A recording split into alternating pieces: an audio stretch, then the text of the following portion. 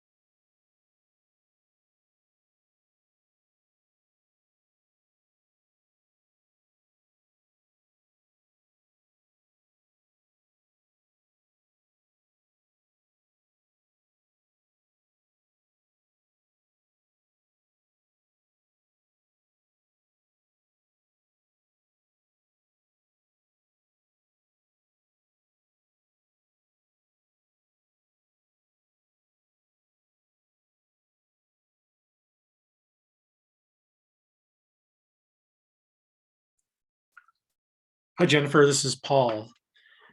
I don't know if you are there. Oh, yep, I'm here. So I don't know when you want me to set you up in the channel or whatever. Just let me know when you're ready. Sure, yeah, whenever you can set me up. I believe that Kelly will be joining me in just a minute, and if Okay. there needs to be an announcement to be made, she'll Okay. take care of that. Maybe I'll wait till, maybe I'll wait till she's here, and then That's fine. you all No, can decide what order we go in. I'm just trying to remember how to do it. I think yeah, no problem. Whatever's easiest for you.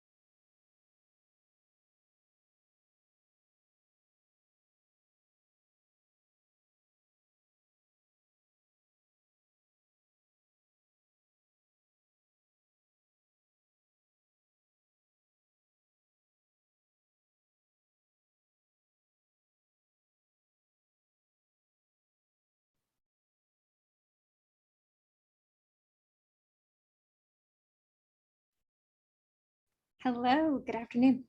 Hi, Joanna. How's it going? Can you hear me okay? Yep, gotcha. Yep, I think my volume was off for a second. I'm gonna log in right now on my other computer just so I can get that other recording as well. Okay.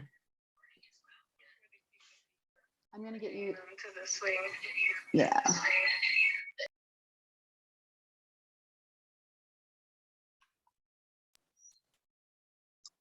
Hello, Joanna and team. Kelly, music interpreter here as well. Can you hear me all right? Great. Yes. Hi, Kelly. Hi there, Paul. Thank you. Thanks for confirming. And I see Jennifer's joined as well. So I'm going to put myself on mute. I just wanted to do a little sound test.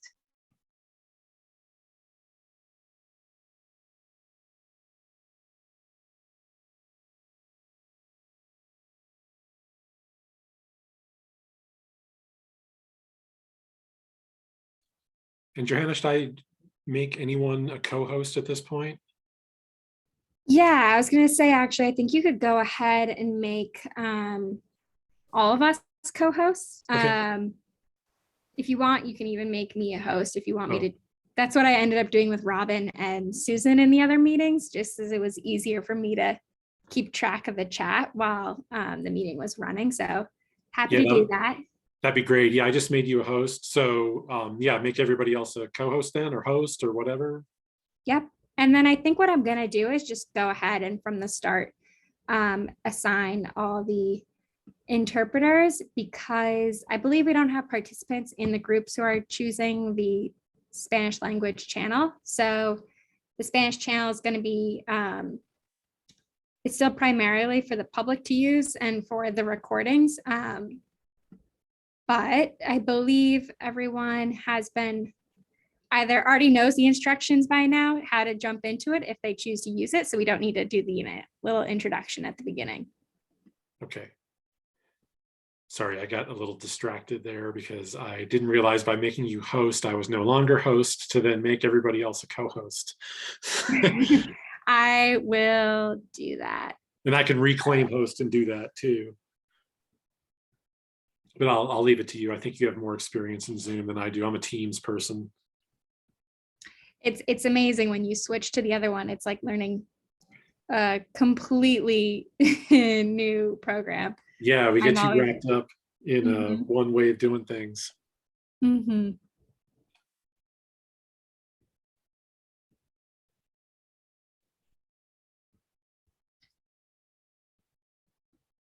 All right, Kelly and Jennifer, I'm going to begin adding you so that I can open up that Spanish channel.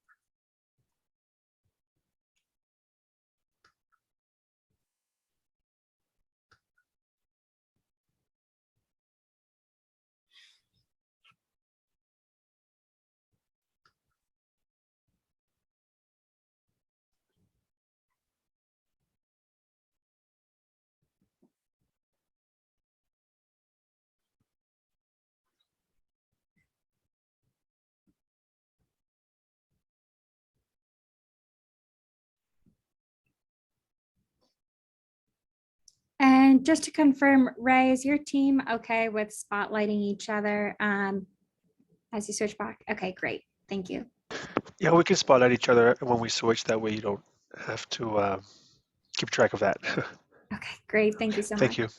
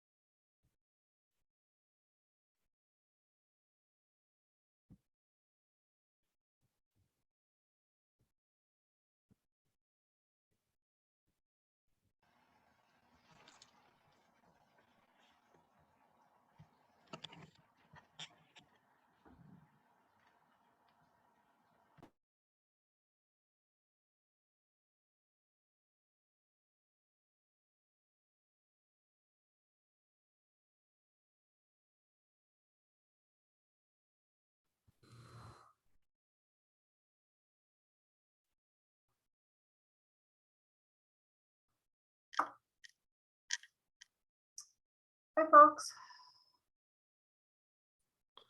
Good afternoon.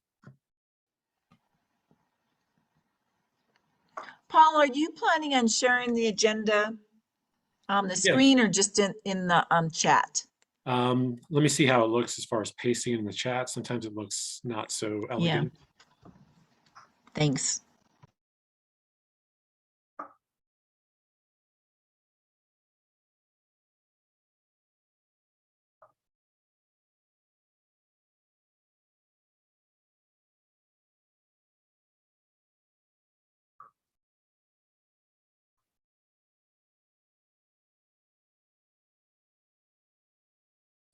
Oh, it looks like Sophia already pasted it in the chat. Thank you, Sophia.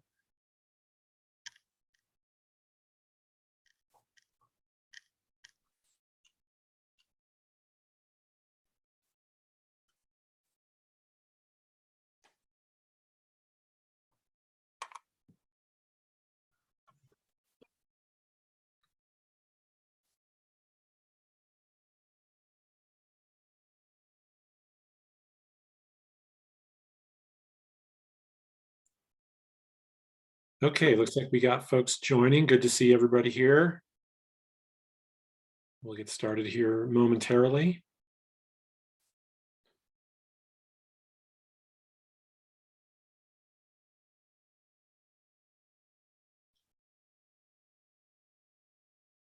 Got a lot to get to today.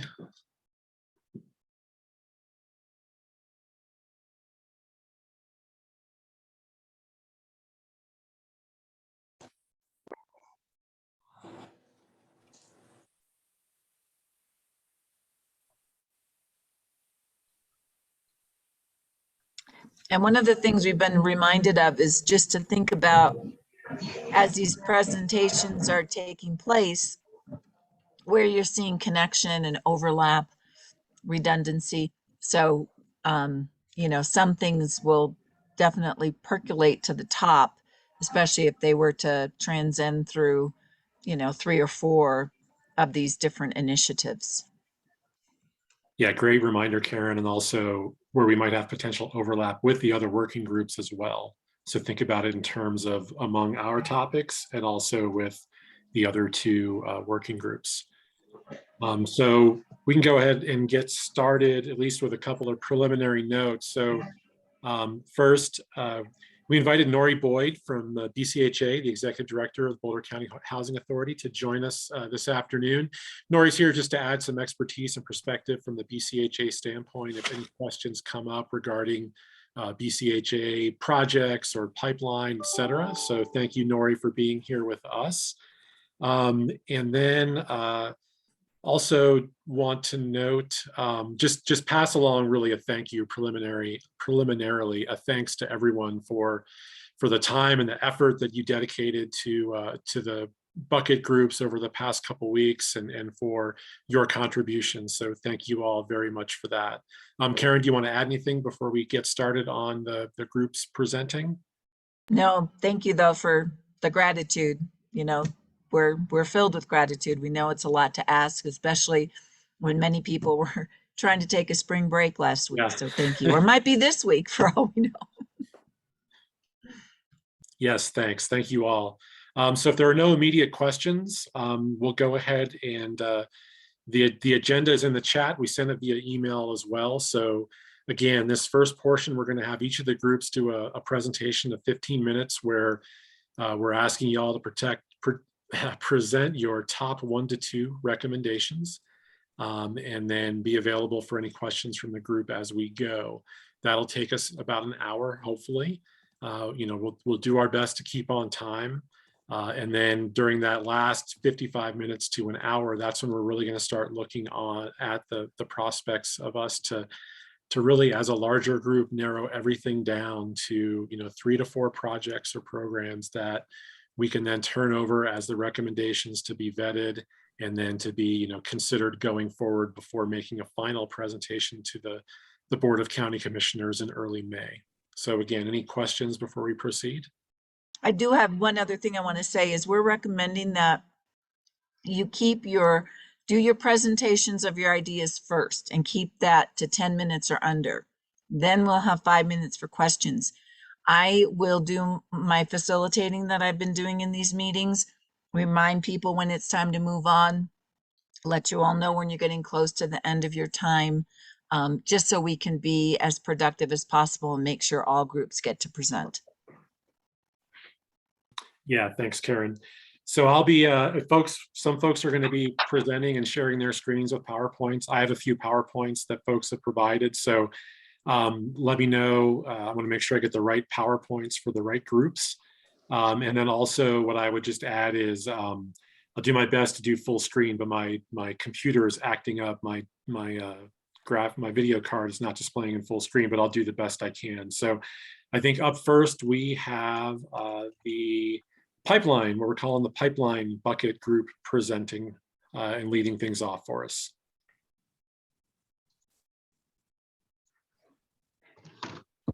Laura, are you going to be our? Apparently I will do that. I have no PowerPoint and I apologize, but yeah, this is as good as it gets today. You get me. Also in the group was Molly with Longmont, Claire and Anne. So that was the 4 of us met last week. I did send some notes along to Paul and Karen last week, but we did have 3 recommendations for pipeline projects that we would like to recommend, I guess, for funding that component of the work. The first, and actually I might need to get my notes. Sorry, I'm gonna look for those emails.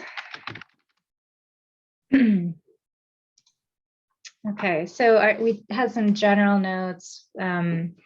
So based on our meeting, we felt that, focusing on pipeline projects, obviously from the name of our group, working group, was really the priority, given also the need for us to expend funds as quickly as we do.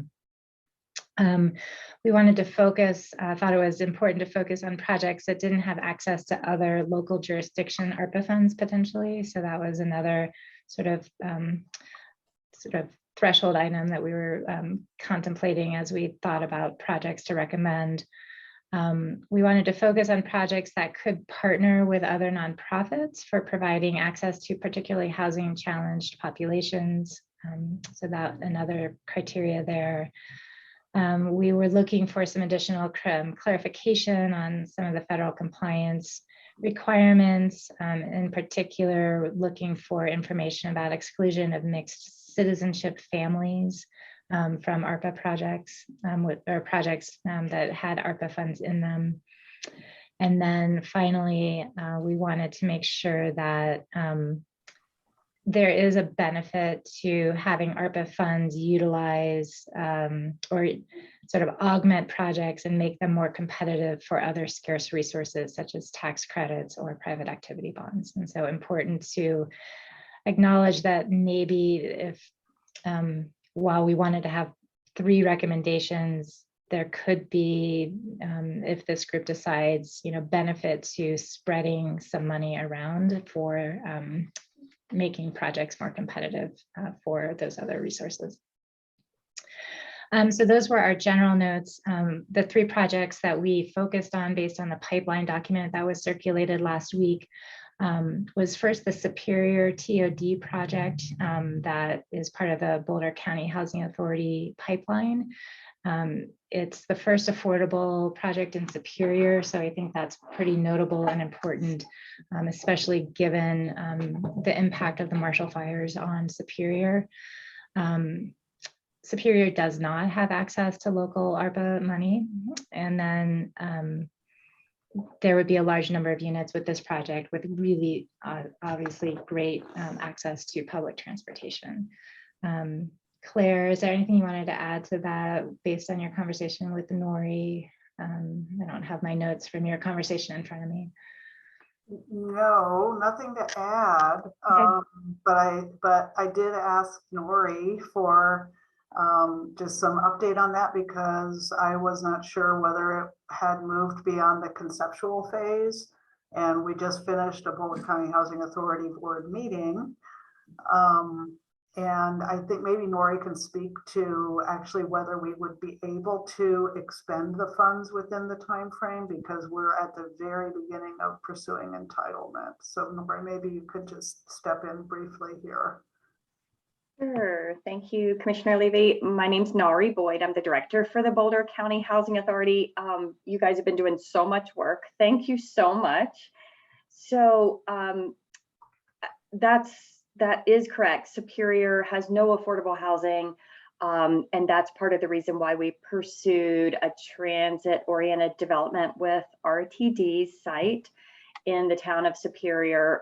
And we're just at the point where we're requesting rezoning from commercial to allow mixed use and residential in the town of Superior. And we also submitted an application to RTD's equitable transit-oriented development program, which just started this past year. And so concurrently, an application is in to both RTD and the town of Superior. Both processes, the RTD process is lengthy and it doesn't coordinate with the town of Superior's rezoning process. So although the processes are going relatively concurrently, they're both lengthy. And I think that the rezoning could happen with the town of Superior relatively quickly. However, I believe that the RTD process includes technical review, coordination with their engineering team, public review. So I think that could be over a year at the earliest before we would have approval to even enter into a purchase agreement with RTD. So between the rezoning as well as the site purchase, we're not looking until next year to even have approval from RTD. So if this, which would be thrilling for the town of Superior to be able to deliver some affordable housing, but it is a lengthy time frame. And then of course we'd be applying for tax credit funding because we would finally have site control. Until then, we just wouldn't have site control, which would be a threshold for CHAPA. So this is a process that could take us quite a while. At the same time, we're using the public engagement and community engagement process for the Superior TOD site to look at other potential opportunities throughout the town of Superior. And as we go through that community engagement process, I'm actually hoping that other sites might be brought forth from either staff or the community that we could get under control and move forward with development. So Superior has some exciting opportunities, but I do think there is some long lead time with just the site control component for the RTD process. Thank you, Nori. I do just want to mention you have about 7 minutes left for this team's presentation. So we want to make sure we get the other 2 projects that you've identified. Yeah, understood. Thanks, Nori. That's super helpful context as to where you all are. It might make some sense then for our pipeline working group to take another look at the list and see what might be another opportunity for one of these 3 recommended projects.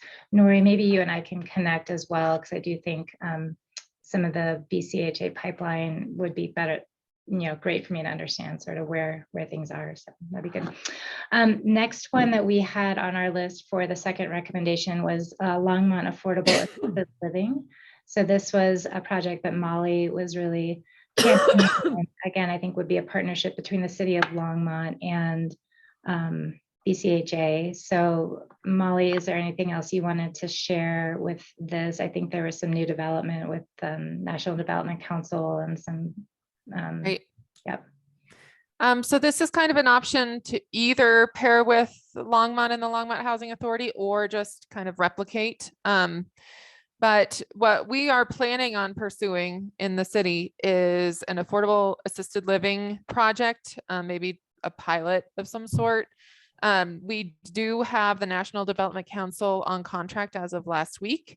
And we have talked with them, and they really are great experts in deal structuring for affordable assisted living. So this would most likely, the funding that Longmont is using their ARPA dollars on was most likely go towards acquisition or the first steps that we could do and make an expenditure in a timely manner, and then work with them going forward to develop a partnership and a property to do this. Commissioner Levy also followed up with Nori after that. We have ongoing conversation about BCHA and how they have, well, Nori can speak to this, but it sounds like there's a contracted situation where you can put funding into an existed assisted living location and basically buy it down so that it could be affordable. The reason that this floats to the surface is that between, I know LHA and then I expect BCHA have certain tenants, especially in senior living, that really should no longer be in independent living, but there's nowhere for them to go. So it's really difficult to manage the tenancy of those folks, and it's just a challenge. They're not doing as well. They rely on their neighbors, which is wonderful, but we really want to have an option to help take care of them in a better fashion. And this is something that just really is a difficult thing to do without a special opportunity like this. So that's on the table. Great. So we've got about 4 minutes left if you want to introduce your third one, and then we'll see if we have at least time for at least one question. Yeah, no problem. So the last one that was recommended is it's a BHP project actually. So it's the Raleigh Affordable Site. So it's Raleigh Sport. If any of you are familiar with Boulder, with the fitness center there, we purchased that property about 1.5 years ago and have been leasing back to the former owners. We're all the way through entitlements and have submitted for permits on the site and plan to submit for 4% competitive state tax credit around this summer. So we have a shovel-ready project here. In terms of local ARPA funds, the city of Boulder has local funds coming to the jurisdiction, but none of those funds are targeted specifically to gap financing for affordable housing projects of this nature. There's some things that are tangential, but it does not appear to have a source dedicated to production of affordable housing. So that was it feels very self-interested. So I will take no offense if people don't want to go with that, but I do think there would be benefit to this project to buy down to deep affordability, 40 and 50% AMI rents. And like I said, it is a shovel-ready project and would be very competitive for tax credits this year, meaning that we could get up and out of the ground quickly. So. Great. Could I just add quickly? I know, just to keep us on track, we had discussed if perhaps Raleigh wasn't viable, and now it looks like maybe Superior is the one that's not going to be viable. that Willoughby Corners also offered some really unique opportunities. It's another one that's in the pipeline, and we could either target special populations with additional money to make it affordable for, you know, any kind of, we'd have to identify the special population, or we wanted to see what came out of the home ownership group, because what's planned at Willoughby is some home ownership opportunity. So I just wanted to, you know. And I just want to be really clear too that, you know, these 15 minutes are sort of like, you know, a speed date where we're just getting some important information out early. And as we decide which ones in the second hour that we want to go deeper into, we can really dive deeper and we can have some of these conversations. And it doesn't mean what's being presented today by the first group are the only options, right? Because there's going to be some time for subcommittees or teams to work on stuff in the next few weeks to go deeper. So I just want to make that clear too. I know you're being asked to cover a lot in a short time, and I appreciate it. And we still have one more minute if there is anything compelling that needs to be said before we move to the next group. That covers it from the presentation, unless Anne or Molly or Claire, you had anything else? Thanks, Laura. Thank you. Okay, so now we're going to go on to home ownership and mobile home parks. And I believe Stefka's starting off with the first idea. I am, and I think Paul has the slides. But while he's pulling those up, I just will start with the context that we were really focused on, I'm sorry, I am hearing the Spanish interpreter is on the English channel. There she goes. Okay, great, thank you. So we really were focused on some top priorities here, knowing that things were going to come out of the different groups that would have a lot of crossover. I think we just heard some, and I think there will be more to come. So the two things that we were looking at were funds that were specific to affordable home ownership and then mobile home park issues. And so let's go to the first one here. Michael's gonna cover the mobile home parks. The first one here with home ownership, we were really trying to focus on how to very quickly expend funds in a way that was effective and kind of built on pipeline projects, not in the same way that the last group did, but in looking at really market rate projects that were happening. So what we want to do is identify shovel ready or under construction market rate developments and target a percentage of those for permanently affordable home ownership through a combination of inclusionary housing policies and the provision of subsidy to bridge the gap between market and affordable price points. So what that essentially means is who's building already. We know things are coming up. What are those price points? How can we leverage both what's happening already with inclusionary policies and jump on those, but then also create affordability in those areas where there are not inclusionary policies. And so what we want here is to result in relatively seamless mixed income communities. And we want to make sure that the subsidy is retained so that it's not just for the first buyer, but is permanently affordable. So as I said, it leverages existing and proposed inclusionary policies.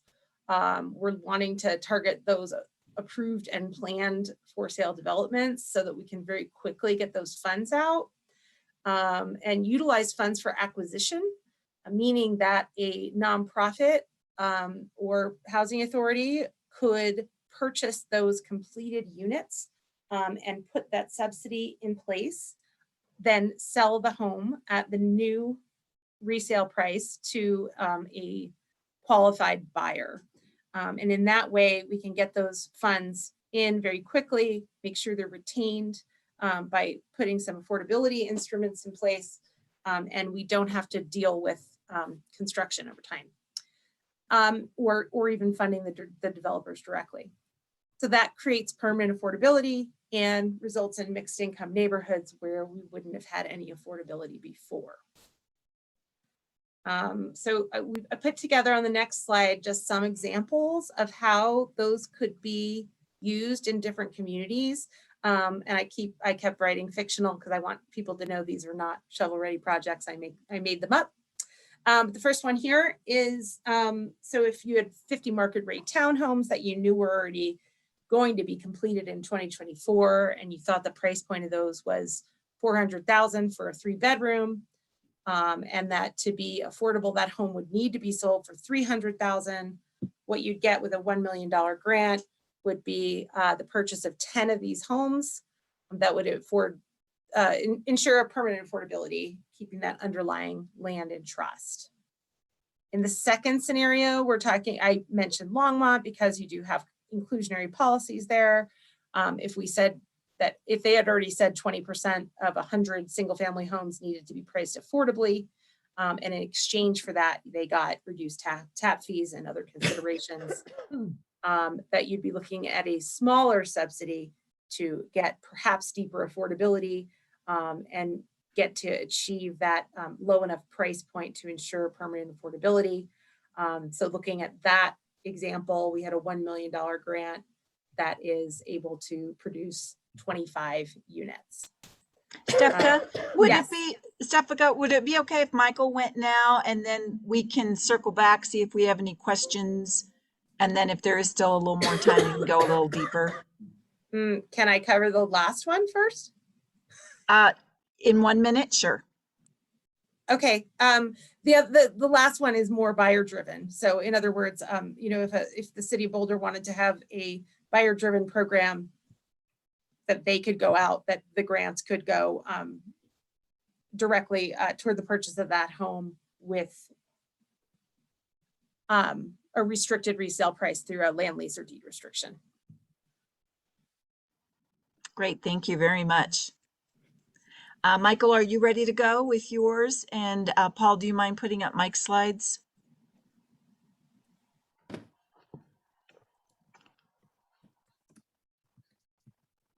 Mike, are you on?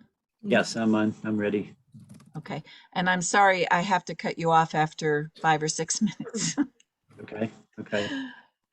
All right. Well, so the proposal for mobile home park affordability is largely geared towards preserving the existing affordability levels and preventing displacement as much as possible. And so there are three areas of funding that would be helpful. One is to have a reserve fund that goes towards purchases and infrastructure improvements that are needed as part of a purchase. Another group of funding would be for infrastructure improvement projects for already purchased parks. And then finally, because some of the funding is targeted towards getting lot rents towards the median, various homeowner support grants for people who are below the median. So next slide, please. All right, a little background in terms of the costs. We're looking at, based upon recent purchases and some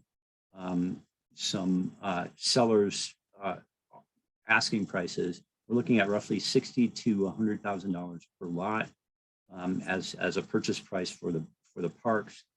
And if these were fully funded, we're talking about anywhere from $1.5 million for a small unit, 25 unit park to on up to 25 million for a 250 unit park, depending on the level of extra infrastructure needs and location of the park.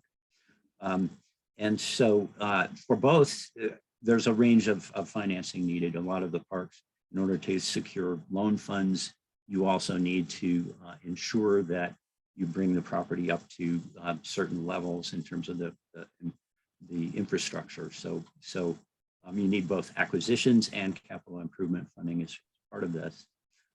And so in terms of the support programs, we could go anywhere from a range of ways of supporting these, from fully funded purchases, which might be structured as loans that are then sold off again to other purchasers, or a bridge loan type scenario where residents or a nonprofit would then spend some time trying to find supplemental funding.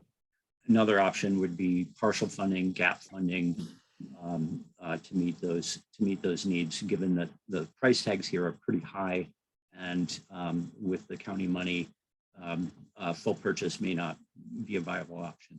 There's also an option in here of doing doing the right of first refusal purchase option, which, if it passes with House Bill 1287, would be an immensely helpful way of doing it. And that way the county could purchase a property and then develop a deal with a nonprofit and sell it to the nonprofit, which might free up funds. And then finally, looking at qualifying criteria, there's a range of ways of keeping this affordable, from soft to hard. One is to ask residents to agree to deed restrict their homes and their home sales. That's a very unpopular idea with residents. And on the other end of the spectrum, we could rely on natural home sale limits, because the homes tend to be hard to resell at quite the increasing value of the local area, because they're personal property, and because of being personal property versus real property, there's all kinds of ways that just naturally keeps the resale value down. Michael, you have about 2 more minutes left. Okay, next slide. The other would be possibly grants to resident-owned communities or nonprofit-owned communities, just for infrastructure repairs with similar kinds of affordability criteria that might be attached. And then another idea that we thought would be potentially useful is to help out landlords who are committed to keeping the rents low, with grants or low interest loans to support infrastructure improvement projects, with the condition that they commit to long range affordability, perhaps some feedback mechanisms with residents, to make sure that they're better accountable to residents. Next slide. And then finally, just to supplement all of this, much of the lot rentals will end up being good for the median person in the lots, in the mobile home parks, but could be very difficult for people at the bottom end, such as various seniors who are living on fixed incomes, various people who have gotten behind on home repairs because of loss of jobs due to COVID and so on.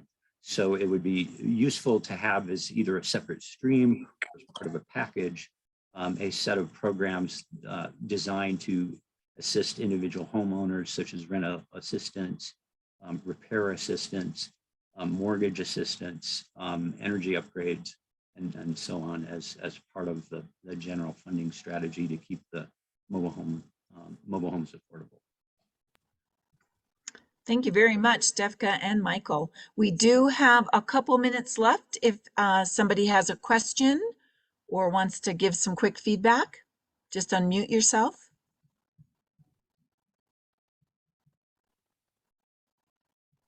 I have a question. Oh, sorry. Go ahead. Okay.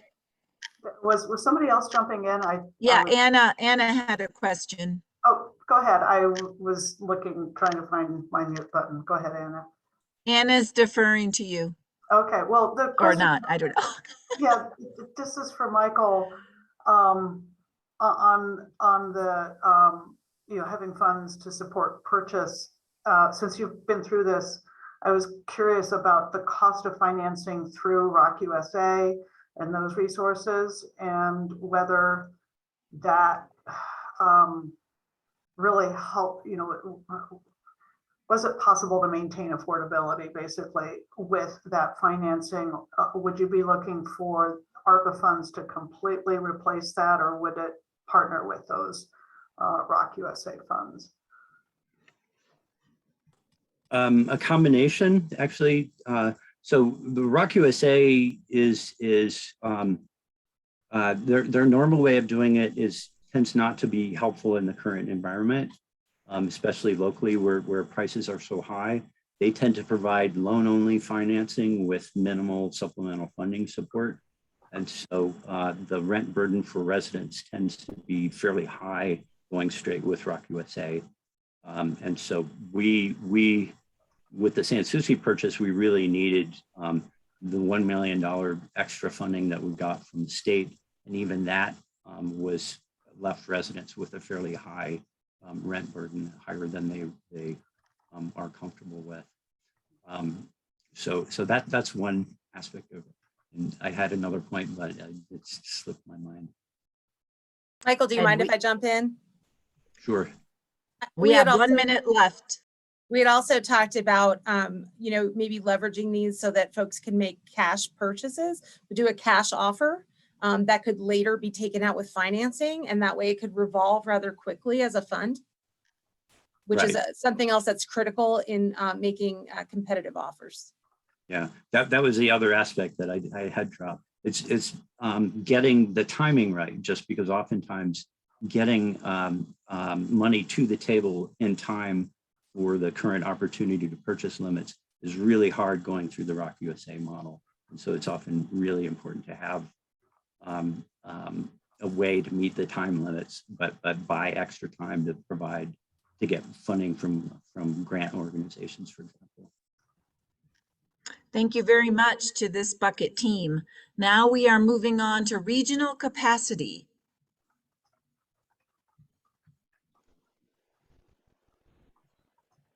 Hi, I'm Anne Marie from the Regional Capacity Team. Just as background, this first slide, some of the sort of existing things that drive the need for expanding regional capacity are the moratorium on eviction that was recently lifted, which we think will be creating more evictions in the next few months. The fact that the county staff is at existing capacity and can't really handle a whole lot more work without some help.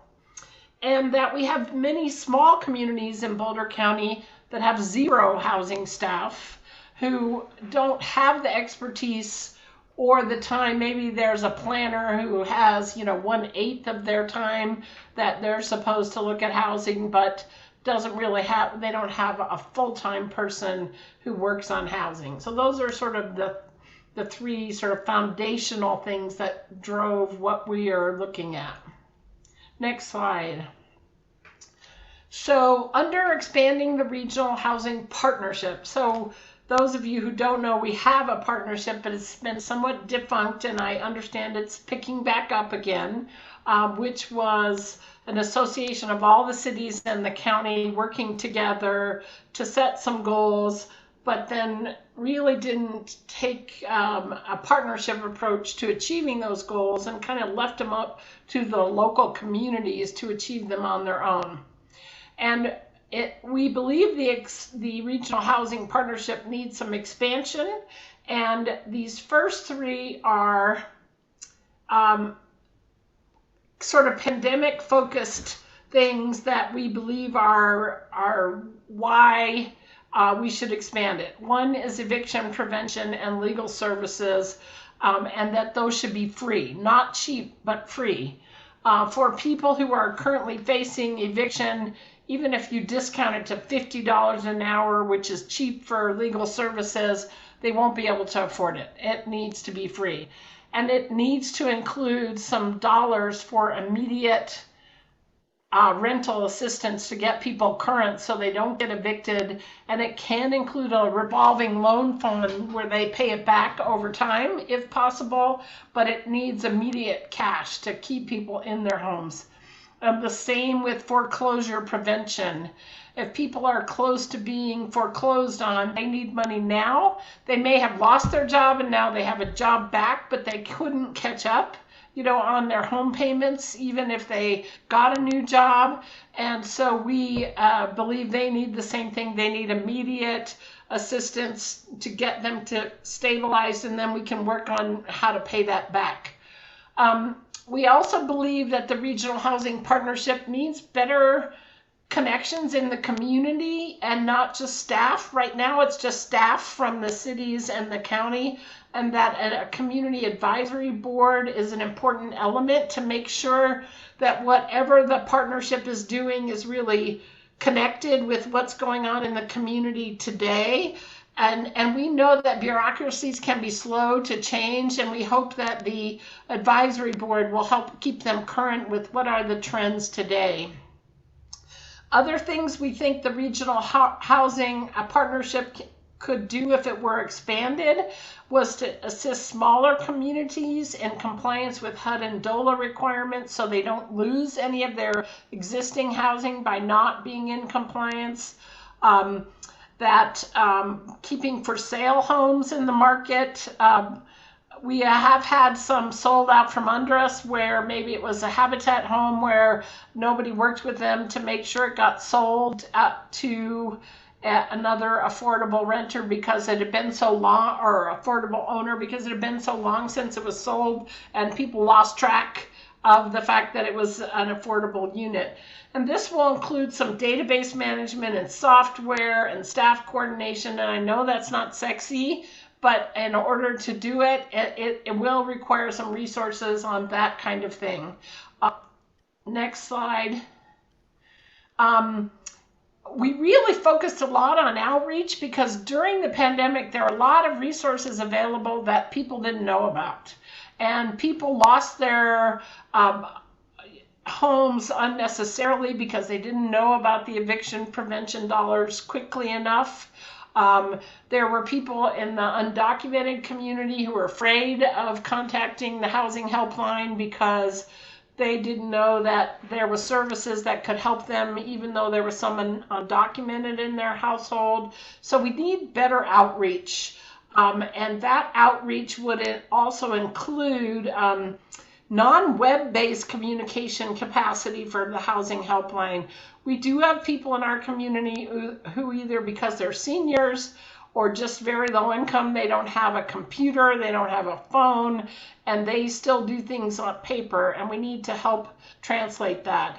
And then create community member connectors similarly. Maybe have a point person in the mobile home parks, who works with those folks and make sure, or maybe in certain apartment complexes where we know there's high turnover because of eviction, maybe have point people in those places. And maybe we might do that through a nonprofit. And then lastly, developing some specialization at the municipal level with training and support from Boulder County, the City of Boulder, and Longmont, who do have housing staff, to work with those cities that currently don't have any housing staff and develop their expertise so that they can, for example, apply for some of the ARPA grants that are going to be at the state level because they have enough expertise to really be able to target those grants and tap into those funds. Thank you, Anne Marie. That was very comprehensive. Well done. It wasn't two. You said you had to pick two, and I know this is not two. And if we had more time, we could narrow it. But it is basically the one recommendation is right. It's kind of one recommendation with a bunch of subpoints, which I think is great. So we actually do have time for questions. I'm going to ask you to raise your hand on Zoom though, just in case people more than one wants to ask a question. Just raise your hand on Zoom and then I'll call you out.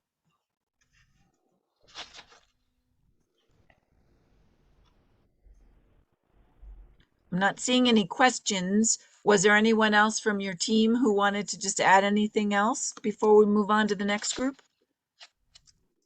We have Michael and Anna and Kurt, who are part of our team. I'll jump in if that's okay. Thanks for that presentation of the ideas. Just as a little more background, some of the regional capacity that we were looking at is a result of many of the towns of Louisville, Lafayette, Superior, Erie passing inclusionary housing ordinances. And we've been in discussions with them about creating additional capacity that they need to implement their affordable housing programs, the compliance, and particularly a home ownership program as well, which ties in with the other group that presented. I think the two fit together quite nicely. So just wanted to add that. Thank you. If we don't have any more questions or comments, we can move on now to the homelessness presentation. Oh, Anna, did you want to ask the question that you were trying to ask earlier before we move on, since we have a couple extra minutes? No, my only question was to Michael, when you were referring to the infrastructure projects for the manufactured home communities. Are we talking about like water and wastewater, or what kind of infrastructure were you thinking? It will really be park dependent. So one example is one park needs a very large upgrade of its wastewater treatment plant. Quite a few parks will have some serious supply line and sewage line replacements. Many of those have very old plumbing infrastructure systems. And then some are in flood hazard zones. And so they'll need help in doing floodplain mitigation plans. So it really will depend on the park. And yet others will say won't have paved roads and will need paved roads or some better accessibility standards. So those are just a few examples. Thank you. Thank you for the question and for the answer, Michael. So now we're going to the homelessness group. Hi, everyone. Paul, I think I'm going to try and do a screen share, if I have that ability. Yeah, so I was on the homelessness group with Anna, Molly, and Marilee, and we have two proposals. So I'll run through this PowerPoint as quickly as I can, and then Molly's going to present the second proposal. But essentially, just for some background, there's been a group of family resource centers, domestic violence shelters, and other homeless service providers meeting for a number of years, trying to get a handle on the family homelessness issue in our community. We're a relatively large county without a family homeless shelter. I think there's general consensus that building a shelter, operating a shelter is not the direction to go. So this concept around how do we use hoteling as a way to deal with the fact that we've got parents and kiddos living in their cars or in other kind of untenable situations. So that's kind of the background.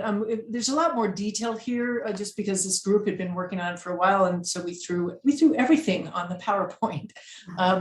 But again, just kind of what the need is. The need has been pretty consistent over the last number of years, and then escalated over COVID, not to be to no surprise to anyone.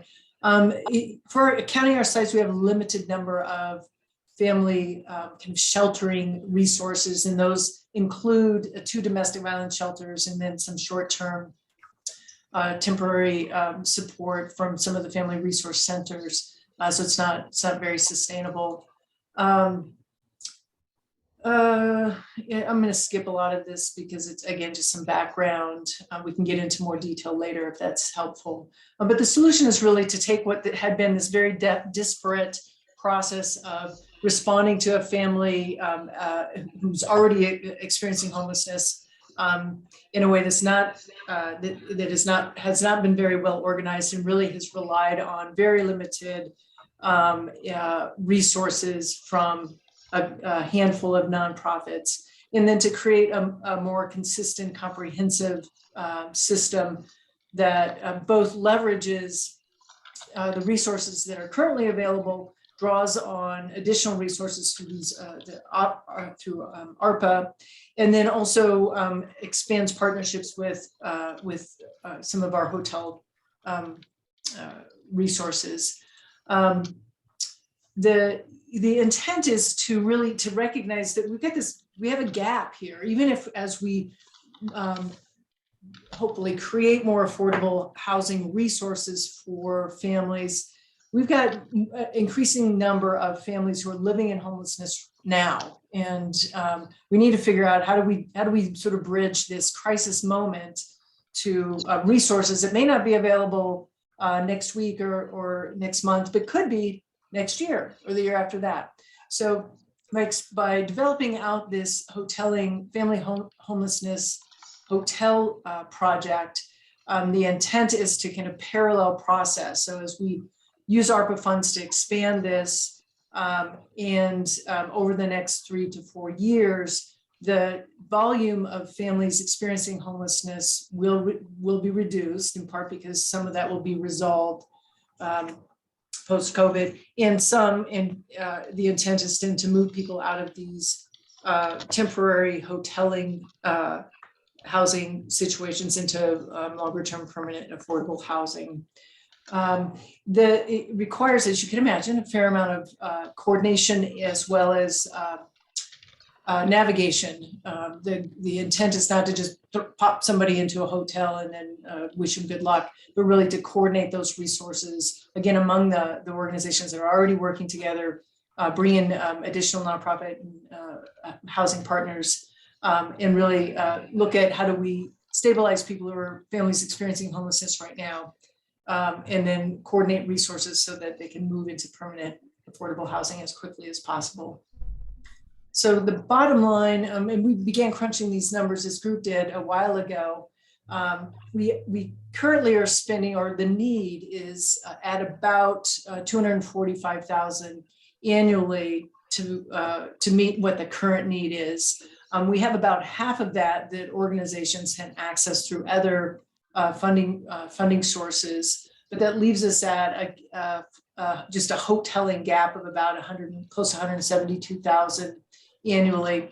The housing navigation piece is probably another $60,000 to $70,000 annually. So looking at that over a 3-year period, we're at about close to $725,000 to ramp up this project and then ramp it down in year 3 and 4. So that's, again, lots more detail to get into around those numbers, but that's where we are at this point. So we can open up the floor either for questions, or if anybody on the homelessness committee has anything else that they want to add. I again ask you to go ahead and use in the reactions, you can choose a raised hand, and then we'll call on you. We do have one other project to propose. Just right, and yeah, Molly. Oh, sorry, go. It's okay. We're just splitting it up into 2. So, go. So quickly, there is a large need in our, well, not large, I should say, very critical need in our community for addressing housing needs of those community members that are hard to house via permanent solutions. So this proposal is to purchase, again, either on your own as Boulder County or the BCHA, however that best makes sense, or partnering with another housing authority to purchase a multiplex or small apartment building and then convert it to permanent housing with supportive services for hard to house individuals, meaning those individuals that are currently excluded from housing authorities and federal voucher programs due to criminal records. This is most often right now that we're seeing, at least in Longmont, related to meth convictions, because that's such a high risk for bringing them into subsidized or private market housing. But it could also be other convictions on records. This might even include registered sex offenders. There's not as many of those, but that is in this category of persons that have a need and are left out of the system currently. So this proposal includes funding to purchase, to be quick on expenditure, But really, we would like to also chat with the mental health group about supportive services and talk to existing partners or new partners if that they're out there and aware of them, to talk about the, putting in place some funding for permanent supportive housing for a period of time. So we are proposing about $3 million to purchase and renovate if needed on a standalone project, or 1.5 to pair with another municipality. This could serve approximately 4 to 8 people, depending on the size of unit that could come forward. But again, it's more of a establishing the, the pilot to do this. Great, thank you very much. So again, any questions? Just raise your hand or comments. So I just have an observation on that last proposal, which is that Boulder Housing Partners has done something very similar, purchased some smaller apartment buildings here in Boulder and set aside some of those units for people exiting homelessness. Maybe Laura can speak to the provision of services. I think they partnered with the Boulder Shelter for the Homeless to provide the services. So there is an example of that being done successfully. Correct. We do have that, a similar setup with mental health partners and Boulder Shelter for permanent supportive housing here in Longmont. However, that is, our example is run by, we have federal restrictions on tenants. So hopefully we could find a way to do that same model without that restriction. And that's why we're hoping to put the federal funds into the acquisition and not potentially the voucher program or anything that goes with it. Hi, this is Laura. Yes, that's correct. We have done this with success with BHP. I think a little bit of the issue is just market availability and being able to actually get under contract for a property. The market is, at least in the city of Boulder, and I'm sure across the county, although I'm not as familiar with the other markets, pretty challenging with that. But we'd be happy to talk in more detail with anyone if this becomes something that's selected. We can certainly share our experiences and help advise. Thanks.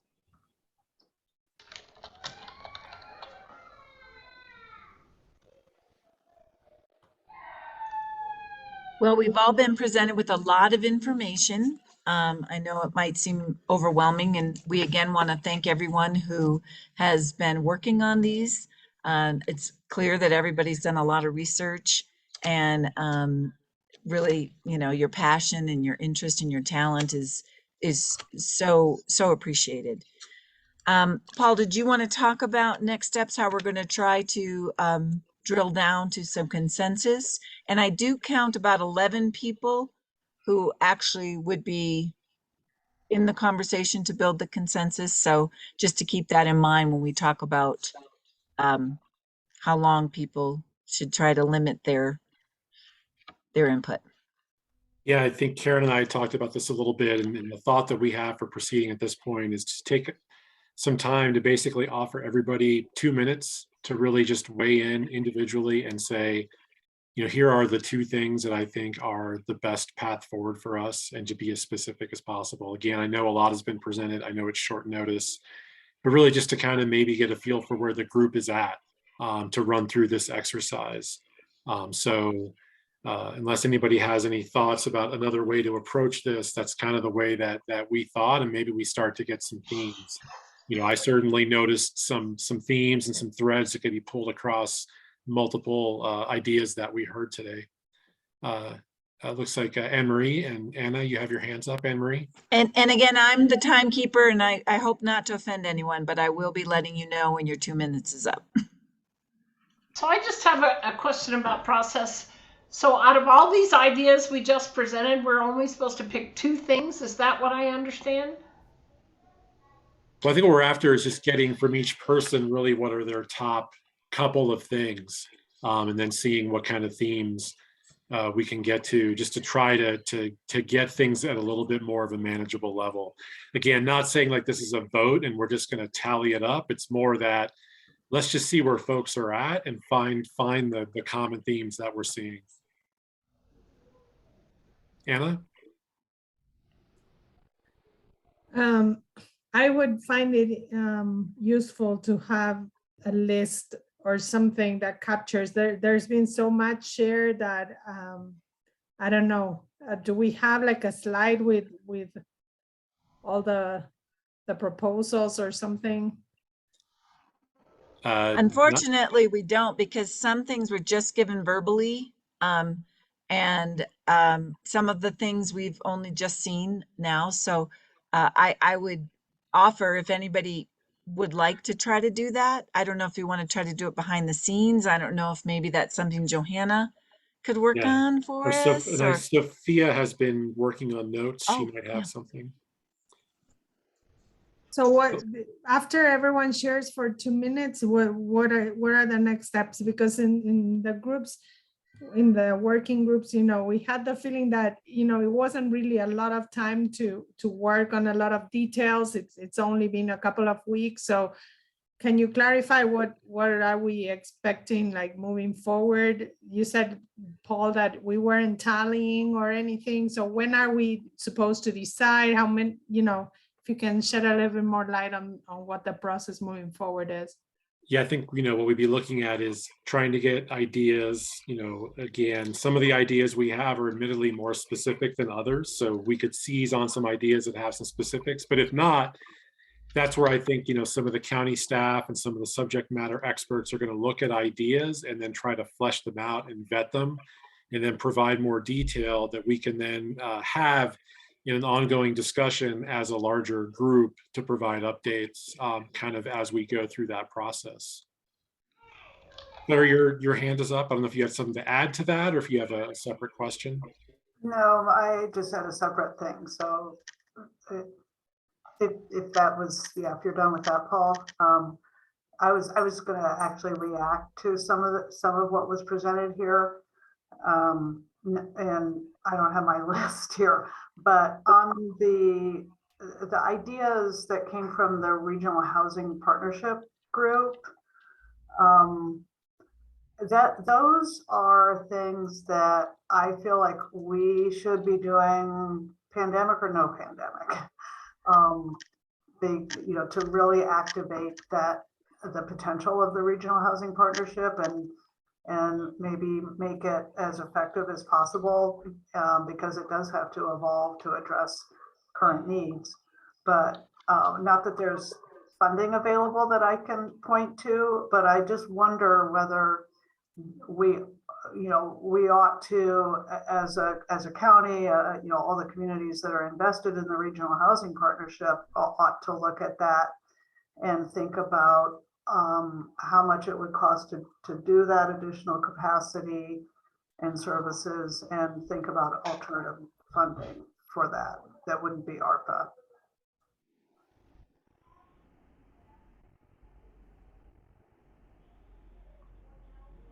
I guess I would say, just in response, Claire, that I think the eviction prevention and foreclosure prevention will need to exist past the pandemic, but there is an increased need for them because of the pandemic, and that seems like it makes sense for ARPA.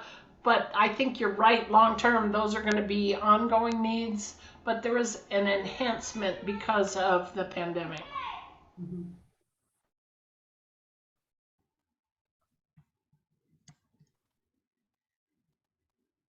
Paul? Kurt? Oh, sorry.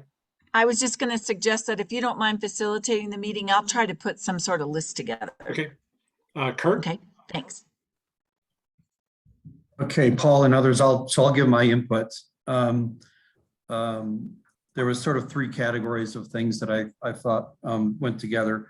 The first group for the pipeline, I mean, that makes sense for ARPA funds. I was a little concerned about some things that may not be shovel ready, so just ensuring that they are. The next is the regional capacity. I think fits nicely into the homeownership team. I think the two have to go together in order for that to work. There needs to be the regional capacity in place for those homeownership ideas to occur.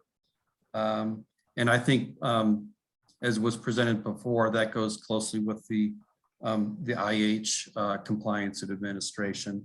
And then I also like the family homelessness presentation, and I think that we should run some of these ideas around homelessness past Homeless Solutions for Boulder County to see how they align with the strategy. But I think there's probably some good nuggets in there as well. Thank you, Kurt. Anyone else?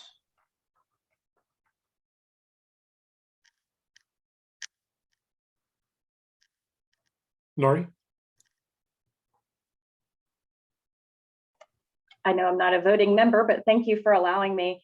I do think there's a lot of synergy with the homeownership at that regional level because it's so difficult, and both Longmont and City of Boulder have worked it for a number of years, and there's plenty of lessons learned there. And selfishly, BCHA is going to be financing affordable homeownership at Willoughby Corner in Lafayette within a year, and are looking at a number of strategies. So I felt like the homeownership does work at that regional level because I need the expertise at the county level. And we have learned from a Section 8 voucher homeownership program what didn't work, and we have tried and tested that, and happy to share that with the group.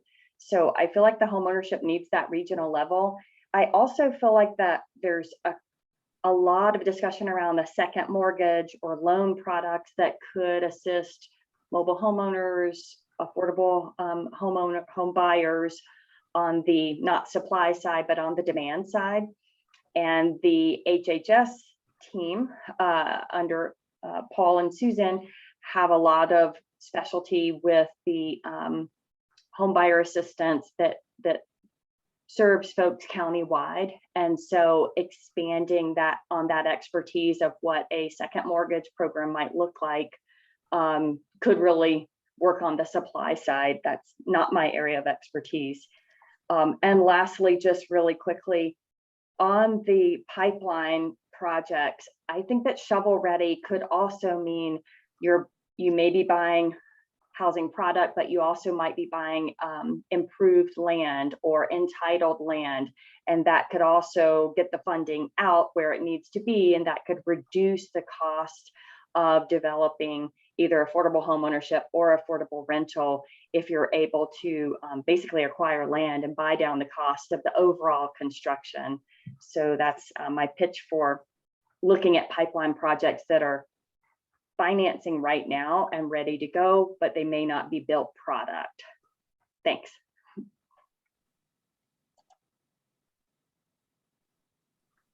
Thank you, Nori. Anyone else?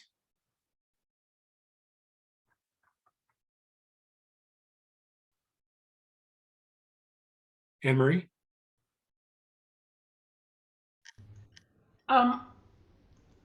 I think two priorities that come to my mind are dealing with mobile homes and trying to create more mobile home ownership. And I'm not sure if that is, I think that's probably a regional approach, that we should look at that regionally and try and figure out how we can do that, whether it would be with land trust model or some other financing capacity.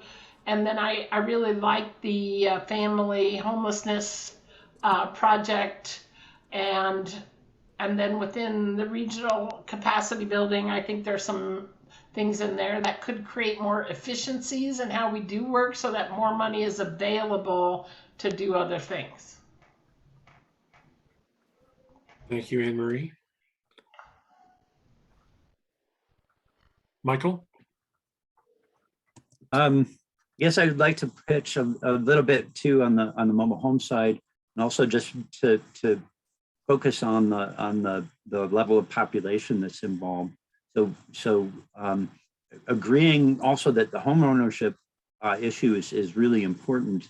One of the helpful things about supporting the mobile home ownership the parks funding and so on, is you create a pocket of home ownership that is at the very low level, and with resident-owned communities or land trust models, you get a lot of stability in the home value that really is not there under the for-profit model. And so you allow that first step towards real property home ownership by providing this smaller asset building capacity. And in the land trust and in the resident-owned community models, you completely reduce the risk that that there will be asset loss, or there will be reduction in appreciation because of the fraught relationship between the landlord and the tenant. And so looking at the spectrum of needs and spectrum of incomes, it seems like focusing on mobile home ownership and stabilizing that is a really important component towards getting people into the home ownership stream. Thanks, Michael.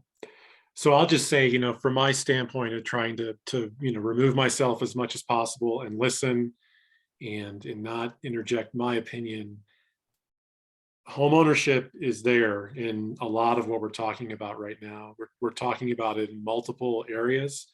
So I just throw that out there, that appears to be a big theme and a big priority that can be applied to multiple of the presentations that we had, multiple of our bucket areas. So I just want to acknowledge that.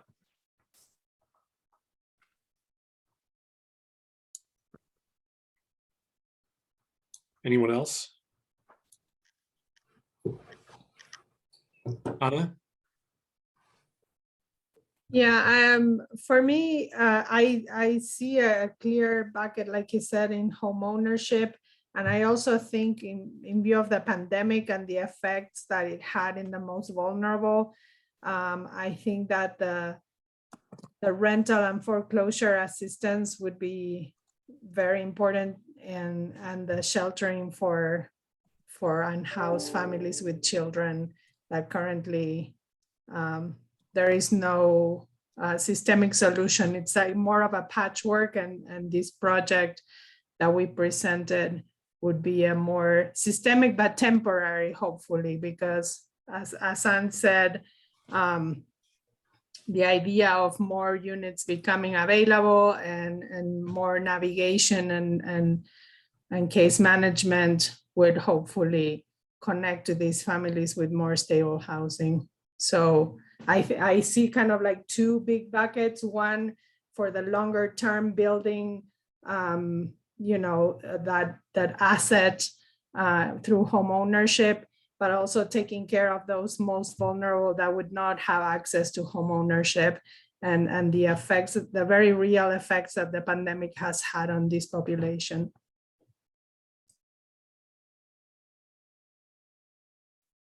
Yes, thank you, Anna. Leslie? I was just going to chime in to sort of echo that, but with the on the hoteling idea. So with the emergency rental assistance program, the 22 million of that bucket that we have at Boulder County, we have not been hoteling because of the challenges with a successful exit. And so I love that this idea addresses the successful exit.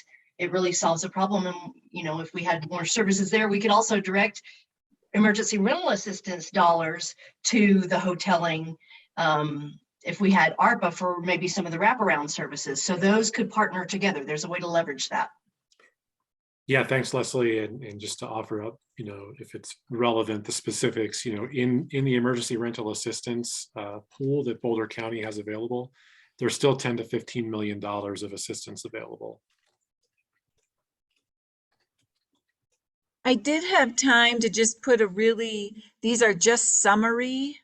It's a summary list, so it doesn't go into any of the detail, but just so you can sort of wrap your brains around what were the ideas that were presented. So the first one was the pipeline one.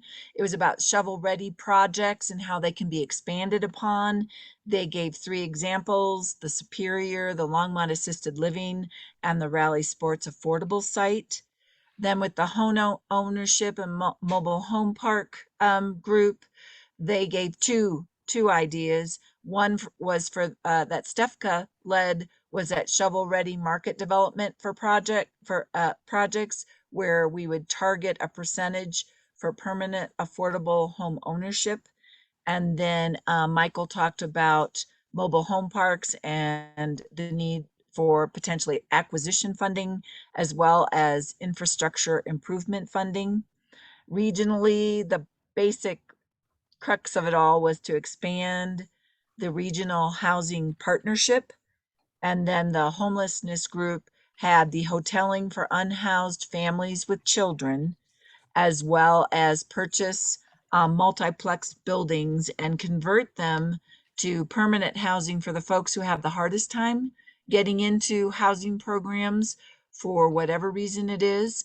And that it would be a partnership with mental health services as well to make sure that they have access to those.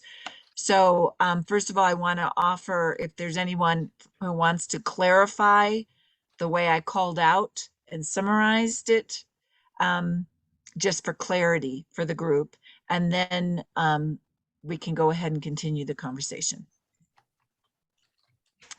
I'll Claire, jump did in. you have a, oh, go ahead, Paul. Sorry, I'll jump in with one on the pipeline. You know, the Superior transit-oriented development may not be as ready, but there is that possibility, again, with home ownership as a thread of the home ownership possibilities that exist at Willoughby Corner through that BCHA development. Sorry, Claire. Oh, yeah, thanks. No, I was just gonna offer my thoughts. I was reluctant to do that because I'm gonna get a vote and I don't, so I get 2 bites of the apple. But just from what's been presented, I think we just have an amazing number of opportunities, and I wish we had more money so we could do it all. There are a couple of these strike me as ones where, particularly the mobile home park purchase funding, where there may not be an opportunity to use those funds. If a mobile home park in Boulder County doesn't come up for sale, and the residents can't get themselves organized to purchase, so we could say, and same goes for purchasing a small apartment building for people who are unhoused. If we just can't find one, identify some of those things with the understanding that if we're not able to obligate the funds in a timely manner, pipeline, I think it's safe to say that there will always be pipeline projects that we could quickly pivot to. I don't mean to take the pipeline projects off the table, because I think we have our housing problem comes from lack of inventory on the one hand and lack of income at the same time. So financially vulnerable people chasing too little inventory, and I do think we would miss a big opportunity if we didn't invest these funds in additional inventory. And so I hope that we do put some into those pipeline projects. But I think what would really excite the community is if we could invest in some home ownership opportunities. And as Stefka has described it, and as Kurt has described their program in other contexts, it doesn't take a lot of money to buy down the cost of a townhome or a condo. If you can find a moderately priced one to create a home ownership opportunity, and that is something that is a game changer for a family, which I think I spoke to in another meeting about creating, starting a family on having some assets. So I'd love to see us do pipeline. I don't know if we do them all or one or two. Put some money into home ownership. I think the idea, I can't say the word hoteling. I just like, how did a hotel become a verb, but into housing families in hotels. And maybe we can use some of our unspent emergency rental assistance funds for that, but use the ARPA money for the exit to support the exiting.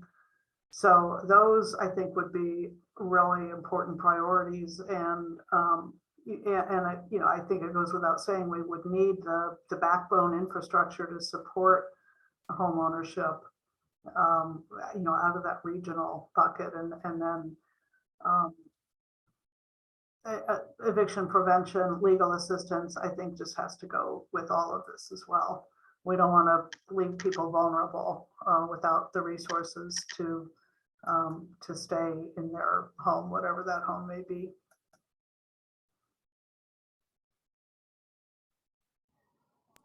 Thank you, Claire. Anne?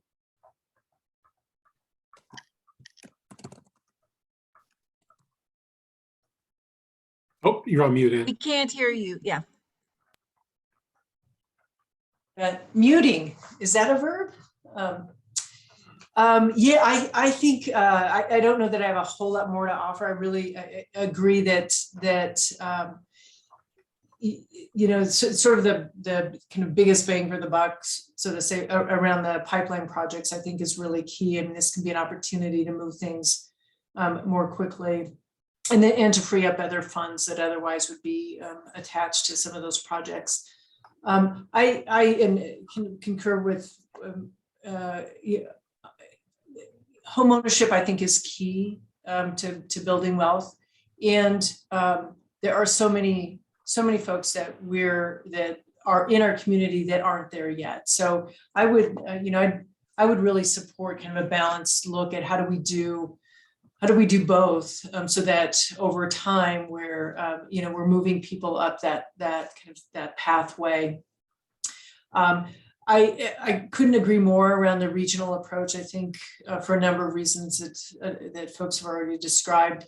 And I also, when you think about these funds, is there's the work that maybe we should already be doing. I'm not opposed to having ARPA funds kind of launch that, move it more quickly. But I also, I also would want to pause that we don't, that doesn't kind of alleviate us of those financial obligations post ARPA. So you think that a lot of it's just kind of how do we stack these funds, use them most effectively. And then the final thing I would say, really, again, I think the family hotel, and we'll find a better way to say that, hoteling. But I do think that there are, this kind of the low hanging fruit in some of this to really provide immediate resources and support to people who are struggling incredibly right now.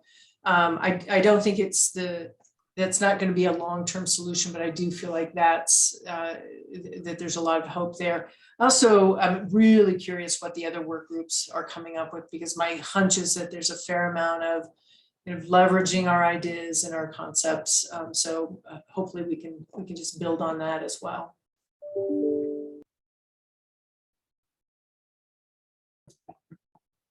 Thanks, Anne. Anyone else? Conversation's great. Let's keep it going. Leslie? Yeah, so what Anne said about other working groups, I haven't been in all of the subgroup meetings that they've been having, but I've been in some. And some of the proposals, for example, the hoteling, and some cash transfers being considered in the economic challenges group would be administered by nonprofits because they're trusted by the community. So a variety of nonprofits. And so just to keep in our minds that if we are going to be relying on a variety of nonprofits for distributing assistance to people, we need to think about their capacity, and we will need to fund capacity to do that. So just wanted on our radar. And we can bucket those together. So if this group's doing some through nonprofits and you are as well, we would build capacity together to administer ARPA at the nonprofits. Thanks, Leslie. Johanna? Yeah, another common theme that came up from the economic group was that discussion about creating a stronger community collaboration in the decision making around the distribution of funds. So I heard that come up earlier, talking about building out the housing partnership with stronger community ties and improving the outreach. I think what Claire said about making sure that's the backbone across everything that's happening in the county is true. And that's part of the discussion in the other groups as well.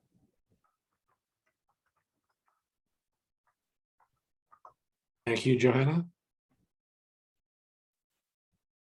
Any other thoughts? Anyone that hasn't shared yet? Dave? Sure, yeah, thank you. Leslie, thanks for bringing up the notion that regardless of where we land, that we do need to carve out funding for program administration, whether that's through a nonprofit, so, you know, hiring additional capacity at the county, somebody to help manage it is important.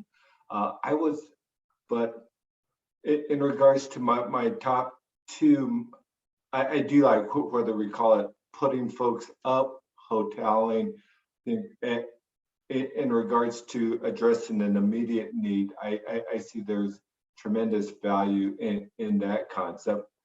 A little longer term idea around is what Michael brought up, the notion of, you know, preserving affordability within our manufactured home sector. And I do like the idea of being able to invest in infrastructure improvements within a manufactured home park, whether that is a resident owned or even a private entity, in exchange for a limit on lot appreciation or lot rents. Even, you know, a lot of us are aware that there's a Senate bill out there, Senate Bill 1287 that wants to put that idea out there. But I think being able to bring in the for-profit manufactured home parks in a way that kind of incentivizes them to make these investments within their properties that are going to benefit the residents has a lot of value. Thank you, Dave. Michael? Also, hearing many of the comments so far, one of the things that struck me is that it would be nice to have a balanced approach to how we think about the distribution of the funding. And I'm hearing three areas that seem to be very important. One is I want to say stability, preventing loss of housing, and that could be a combination of eviction defense, homeless response, as well as helping to purchase mobile home parks to prevent the rents from going up and driving people out. That would be in that bucket. Another bucket is inventory building, acquisitions and so on, so that we're not just stabilizing existing housing, but expanding the inventory and finding the various ways of doing that. And then the third area of focus that would be helpful to make sure we have some in is just the delivery capacity, whether it's admin, whether it's enhancing the ability to deliver services and those kinds of things. But it would be nice to have an even distribution of all of those, just because they all seem to be rather essential to the overall picture. Thank you, Michael. Claire? Yeah, thanks. I just wanted to ask on the mobile home park conversation and the you know, we talked about ownership. I was assuming that that reference was to park ownership, but there's another need there, which is people who are renting their mobile home that may like to be able to buy it. And I don't, was that part of your conversation on the home ownership group? Not that particular thing, but maybe a related one is involved. So a lot of folks are renters who want to move into home ownership, and buying a mobile home is the first step there because they can't afford real property home ownership. So that's their entry, and so that was part of the point I was trying to. Okay, yeah, because that's glad to hear that. That's what I was asking about, because I think we ought to consider that as well. Perhaps I'll also suggest adding to that a lot of, you know, these, well, the mobile homes are in rather poor condition.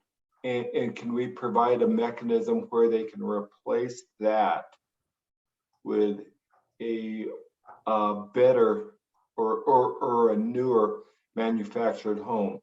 And it could be something that comes on wheels. It could be a modular unit that is actually attached to the ground. Stefka did bring up the, you know, that there is a lot better loan opportunities for a resident who is able to purchase something that is actually fixed to that lot or that property versus, you know, something that is rolled in and technically can be rolled back out.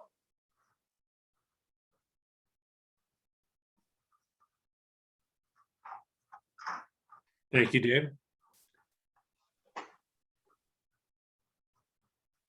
Anyone else would like to weigh in on anything? Laura? Yeah, thank you. So lots of great comments. I have been contemplating my response here, and I actually don't even know if I have a vote. So this is just my thinking, but it takes quite a bit to stand up projects. And so the thing that I'm seeing kind of over and over with some of these different proposals is, you know, capacity. And so I do go back to what Anne Marie presented on, and a lot of that regional capacity building, I think, is going to be really important, whether it's homeownership, homelessness initiatives, anything to support a mobile home park and whatever infrastructure needs they might need. So I see that a little bit as an umbrella issue. And so where that falls in priority, I'm not entirely sure, but I think it's, again, sort of one thing for us all to be able to sit here and say, these are the priorities, but then to actually be able to deploy and get the dollars out the door is going to take some capacity. And that's a really important thing to be thinking about as we think about sort of the timeline of when these funds need to go out the doors. And then to that end, I will say, again, within that bundle, you know, I agree with all of the homeownership comments. I mean, that is a nut that we have been trying to crack for a while, and I just can't find a model that really works. And so if there are dollars that can support homeownership countywide, I think that will take a lot of the pressure off some of these individual communities. And it's just really important to either deploy the money directly to an individual who can utilize that to deed restrict a property, and they're willing to do that to get in, or to, you know, help those that are already in process of building for sale product, create affordability within those projects. Homeless, we heard a lot of great things about that. I think the more the better. So family in particular, I think, is very compelling. And then mobile home park infrastructure, and that again is just, it's a tough nut to crack. And if we can set aside money for that, I think that's really important. I put pipeline as last. I think somebody had a comment about it being sort of a toggle. I think that's really valid. I mean, if we have shovel-ready projects and we need to deploy money, then I think that that could be sort of a last resort sort of thing. As long as it meets with, I mean, there are financing timelines that I think those who are in those pipeline projects could share. It's important, and I think that there's you get a big bang for your buck, so to speak, because a lot of units will come online with pipeline projects, especially in the rental arena when you're leveraging tax credit equity. But again, there are other resources for that. In particular, in the city of Boulder, there's IH money, and then, like I mentioned, tax credit dollars. So I think pipeline, great, but I also think it could be sort of, again, a toggle project. If things need to get deployed and expended, then those could be sort of a last resort. So those are my thoughts. Thanks. Thank you, Laura.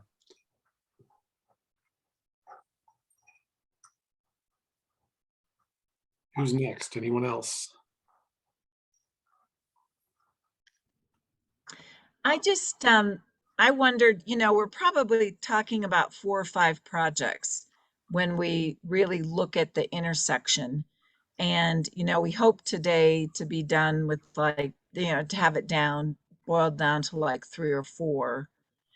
And just wondering about our next step, and also, who's still going to be available and interested in kind of staying engaged with this process through the next 4 weeks or so. So wondering if it would be helpful for a follow-up email that goes out to everybody in this work group that sort of distills down, these 4 or 5 ideas, and also, and ask people to weigh in, but also find out who's interested in still being a part of this. I mean, what do you think, Paul? I'm just trying to figure out next steps. Yeah, I think that that's tricky, but I think that what you've proposed makes sense. I think, we can try to compile what's been discussed into, the major areas of work, if we can get it to 4 ideas, and then, throw it out there for folks to offer up support, offer up ability to contribute and help. I think that sounds like a good next step. And we have heard from some folks about what they anticipate cost would be. We talked a little bit about capacity. And so, I don't know, that's hanging out there, that the more we know, the better, before we turn this over to the county staff who would need to even vet it further. I see Claire put something, we will need people with expertise in some of these areas to help refine them and put a finer point on the cost and the opportunities. Kurt? Yeah, so we've started sort of writing up sort of an outline or proposal of some of these things that are still are still being, or in the top 4 or 5. So I'd be happy to sort of complete that work around the regional capacity and include a little bit of the home ownership ideas that the other group brought forward into that as a more written proposal with costs associated with it as well. And, we can share that around with whoever's interested in providing input to that.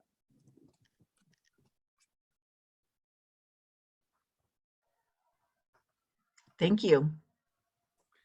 And I know, Karen, you had, broken down the list, and Aisa had notes. I think, looking at thinking about the last 10 minutes of conversation, I think we've narrowed things down maybe a little bit. So I'd like to just kind of throw out, again, not saying this is definitive, but maybe if this is where we can take the conversation from here. So what I've heard coming up, really in a lot of discussion over the past 10 to 15 minutes are the following, in no particular order. So one is regional capacity, with the ability to build up capacity to support programs throughout the region, potentially with the Regional Housing Partnership as an arm to do that. And then with home ownership programs or home ownership or with a focus on facilitating home ownership being involved. There's family homelessness prevention, so the hoteling solution, if we'll call it that. So yeah, not family homelessness prevention. Sorry, prevention is not the right word there. Next is mobile home ownership, and then or investment in infrastructure. And then the last or the fourth would be the pipeline. And again, I think home ownership is tied to 3 of 4 of these pretty strongly. I think that there's an element of home ownership that we can look at in every one of the 3 regional capacity, mobile home ownership, and the pipeline. So I don't know, is there anything major that's being excluded from that kind of list or that view of what we've been discussing?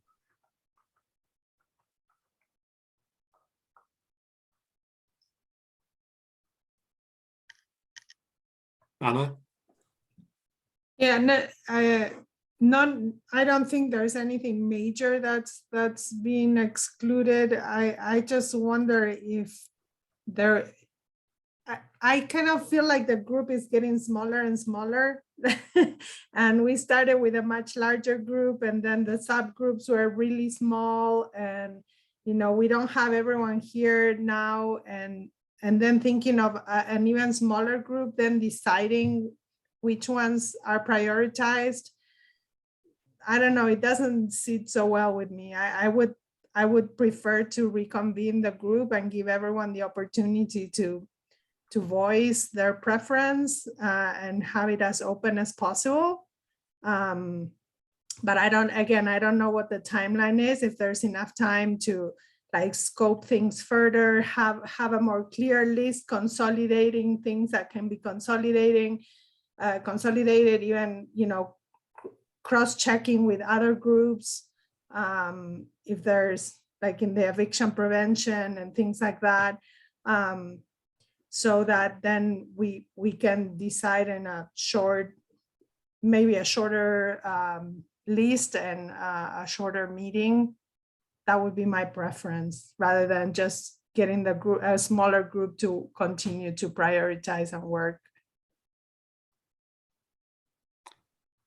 Yeah, I think, Johanna, I would ask here, I see your hand is up. I mean, I think that the possibility of us meeting again as a group is on the table, as far as I know, and we can look at how we make that work. I think that the intent all along, though, was for at this point, it's not about making a smaller group. It's more about just trying to take this through another lens from the county perspective to see what is possible, what is doable, what would be involved.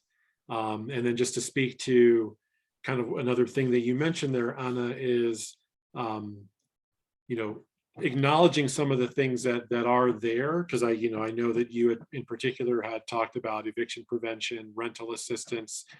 So just acknowledging that the emergency rental assistance money from the county is still there. So there's still that opportunity for that $10 to $15 million. In terms of regional capacity, things like eviction prevention could be included in terms of trying to expand the capacity of existing programs that are providing housing stabilization supports that then lead to hopefully eviction prevention. So just want to be mindful of that is still part of the larger landscape. And Johanna, go ahead. I know you had your hand up.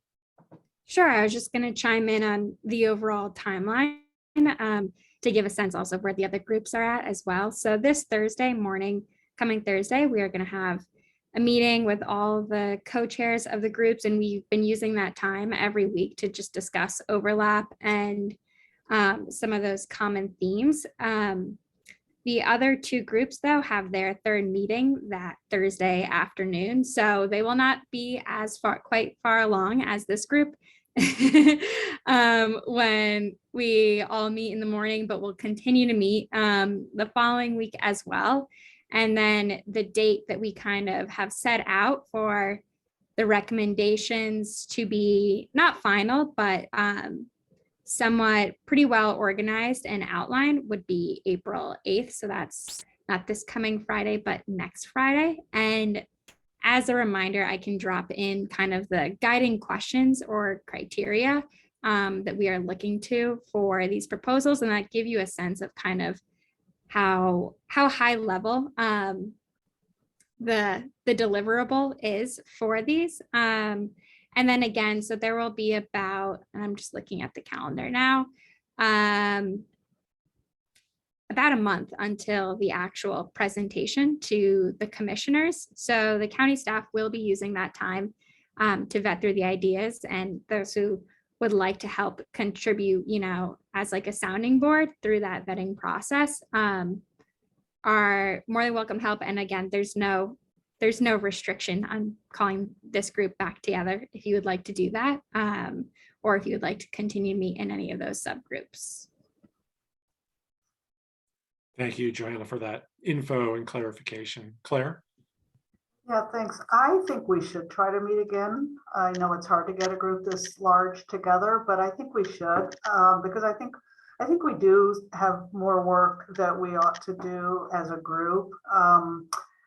The question of, you know, some of these programs, there's been a lot of assumption that maybe Boulder County Housing Authority would do them, or do them in partnership with Longmont Housing Authority or Boulder Housing Authority. But I think we do need to explore whether another nonprofit, you know, Stefka's Land Trust, or, you know, another entity should be involved. And we really haven't talked about that. And I don't think we are ready to go forward with investment decisions or proposals without, you know, getting to, you know, a little more detail on cost and who would do it.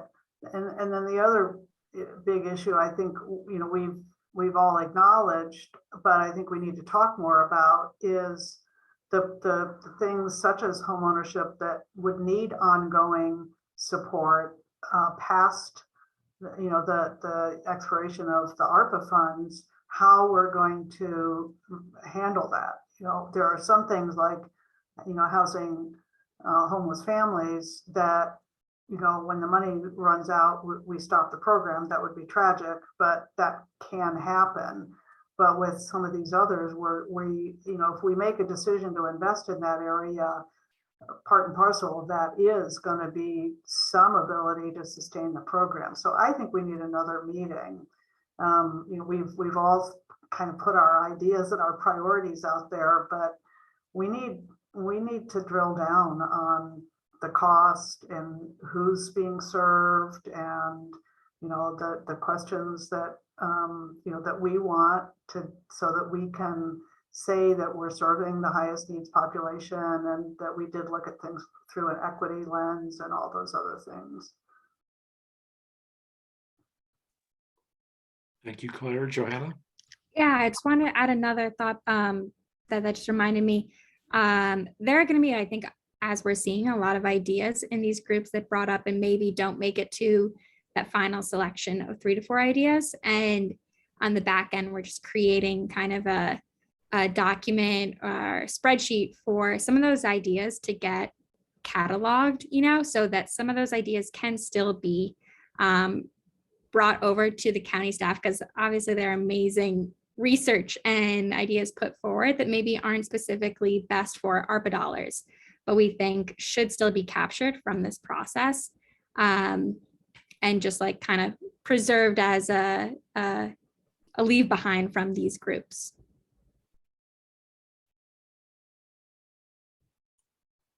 Thanks. Anne? Thanks. And Johanna, that's great to know, because I feel like that's one of the things that's been difficult is there are a lot of great ideas that I don't want to lose track of. I'm happy to meet again. I do feel like there's more of a in the weeds conversation that's needed.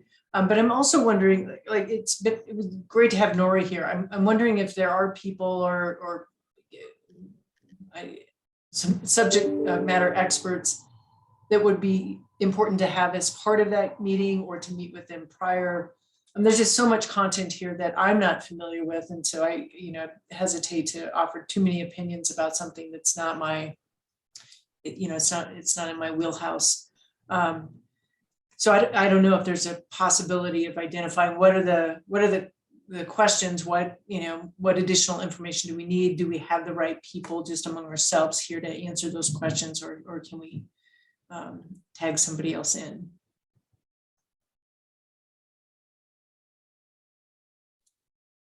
Yeah, I think that's a great question, Anne, and we can look at that in our planning for a follow-up meeting in terms of looking at these areas and how we can bring in some additional support and expertise for that next level of discussion that we need to have.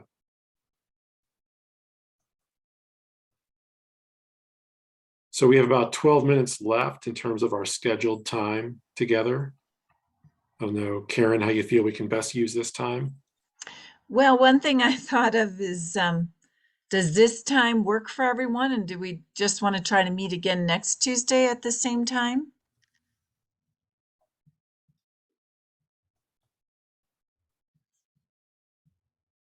I guess if this doesn't work for a lot of people, we shouldn't, but it could be the easiest.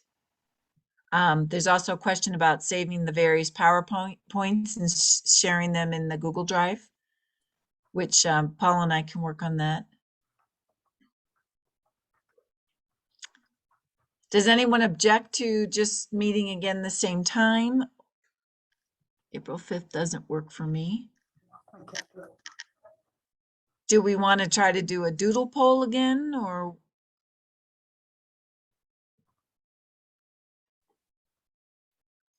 I think in terms of efficiency, I would choose a time, and there will always be a time when people cannot attend. It's a large group and it will take some time to do a doodle poll. That's my take. Did you have a specific date or time that you think we should just throw out there?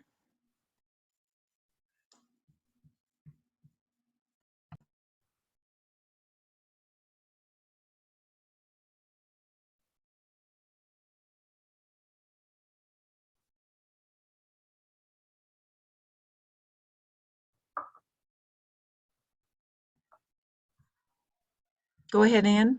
I was just going to say, I'm not sure. Yeah, the downside of meeting next week is there may be more information that we need we're not going to be able to get by then. Would this time in 2 weeks work for folks? That is after the April 8th deadline, I believe. Okay, so that won't Which work. I don't know if that really matters or not. Johanna, do you know, does it really matter if we're after the 8th a little bit?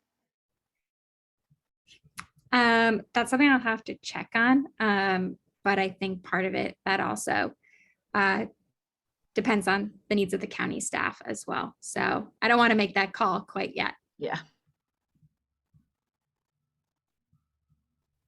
Anna? Just maybe a suggestion would be, can we start use the information on the PowerPoints to create one document, and people can add to that document, so that we can all contribute in between, instead of having to necessarily meet, ask questions or suggest people that could provide more information. I don't know. I'm just trying to think how to collaborate without just being limited to the times that people can make it all together in a Zoom call. Well, one thing we could do would be put all the things on a list and give people, a certain number of first place votes and second place votes and third place votes, and then look at that at the next meeting, or actually it should be in advance of the next meeting, just to see, because even though people spoke, I'm not sure that encompasses all their points of view about things. And if we could get maybe 2 votes for first place, 2 votes for second, and 2 votes for third, that it might give us a better idea of where folks are. And then I do think there is a different category, and it's been brought up, is that sort of overarching concerns. And one of the things we haven't really talked about is there an equity component here? Is there a way that we should be looking at implementing whatever we do with an eye towards equity and inclusion?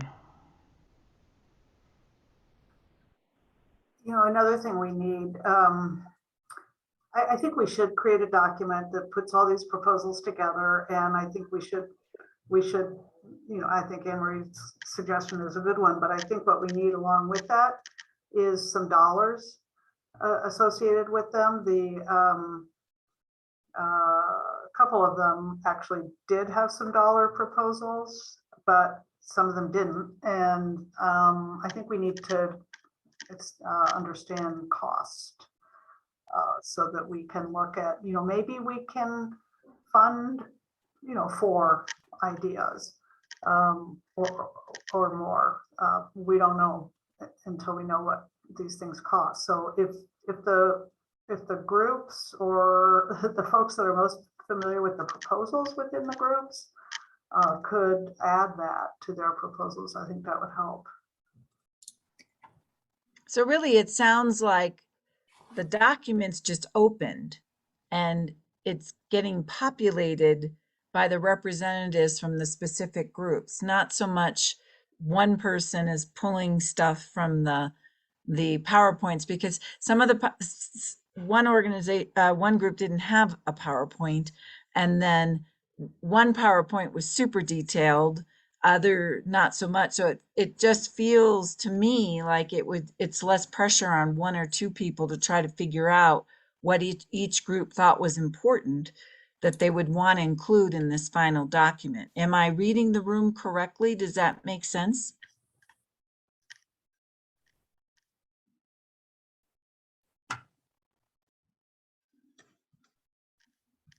I'm not hearing any arguments. I mean, what I was thinking is we create the document, we put the headers on, and then each group can go in and put in their information and as much details as possible, including, budgets and funding needed and that sort of thing.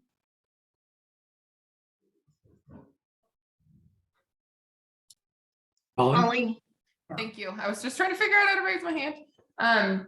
I agree, but I don't know if as much detail as possible is great. I feel like we can refer back to the presentation materials, because even if we didn't have PowerPoints, a lot of us have notes that we put together with our groups that we could fill in if needed. But I feel like to see it really all in one comprehensive place, if it was the project, the funding, the population served, just so we can see how that spreads across the spectrum to help answer the equity questions. I think if it was more of a snapshot, that would be better than full detail. And then we can backfill with detail if questions are asked or there's something out there. So I don't know where my button is either. I'm going to jump in, but I think that Molly sort of was thinking very much along the same lines I was. So whether it's an Excel spreadsheet or some sort of Word document to populate, not a ton of detail, but to sort of normalize the information, because I do think that scan for equity is important. And, if we're trying to hit a variety of AMIs, just understanding, what the population is, what the income levels are, what the resources would be. And if it's administrative, then maybe none of that is applicable. But, again, I think that's the normalizing it to a degree would be important to be able to move us forward a little bit. Is there anyone who feels like they know enough to start a draft of a spreadsheet like that gives a snapshot?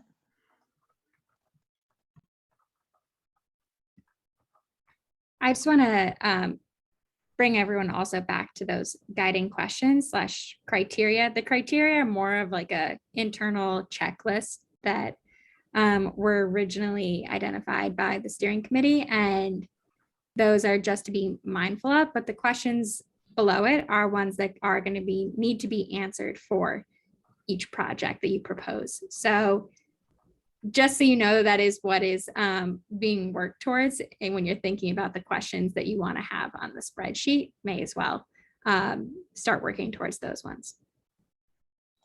Yeah, I think that's great advice, Johanna. I think Karen and I maybe can start by taking a shot at building out a spreadsheet building just the initial narrative on some of this stuff, and then just rely on the groups to help us build out the details and refine our language where needed if we're missing something, or, you know, I mean, it's going to take some collaboration. So I think everybody to help in any area, whether or not you were on the subgroup.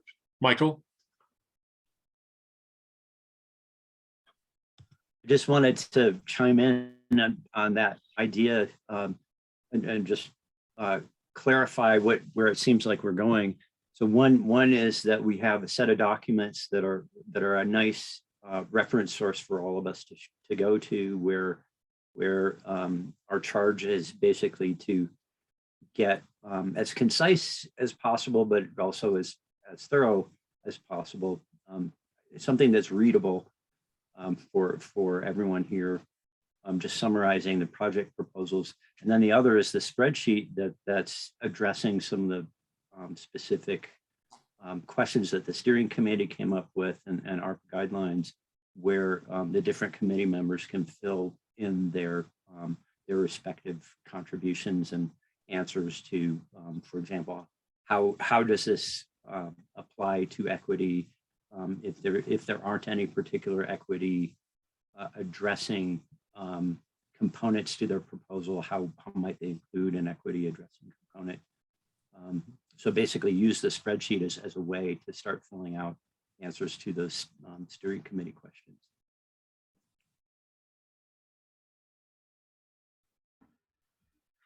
Okay, well, we're right up against 5 o'clock now. We still didn't come to a consensus about when we should meet next. Sounds like it's ideal at this point we meet before April 8th, because we've been asked to try to have our organized recommendations completed at that time.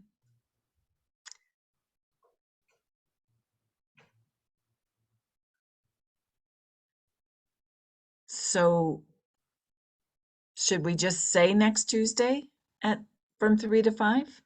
I know Claire can't go. Is there anyone else? I know Kurt said it'll be hard for him to come up with more details for their proposals by then. Anyone else have conflicts with that?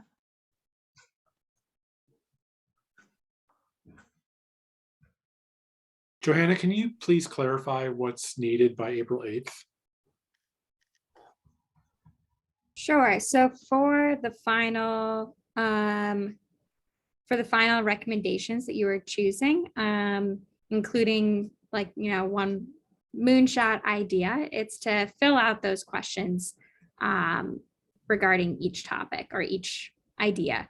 At the same time, we'll provide in the next couple of days, we'll provide a document that you can fill out if you want to capture some of those ideas or threads that have trailed off in this process, but you would like to capture as well. And then what we'll also ask is, again, this part will be more optional if there are specific details, or if you want to have collected any of the additional reports that you already have been talking about, any of those resources, and just make any note or flag those for county staff. The way I was thinking about it kind of when we were discussing this is almost, it's like you're leaving a what I leave. These are the important considerations that we've talked about and we believe are crucial to continuing this process as the county staff look at it. That being said, I understand that many of you will want to continue to stay engaged, and so it doesn't need to be a detailed report, and you can continue to raise those flags as they come up throughout the rest of the process. Thanks. I mean, it sounds like obviously if we could meet next week, that's great, but we may not have to. We may be able to get to the point, if we commit to collaborating on this document, to the point where we have the questions answered. We basically have around 4 to 5 ideas right now. Maybe we see where we can get a week from now after some effort of working on the file together. So I'll just throw that out there. I think we can certainly work on trying to find a meeting time in the interim, but I don't know that it's required. And we could always meet after the 8th at that point.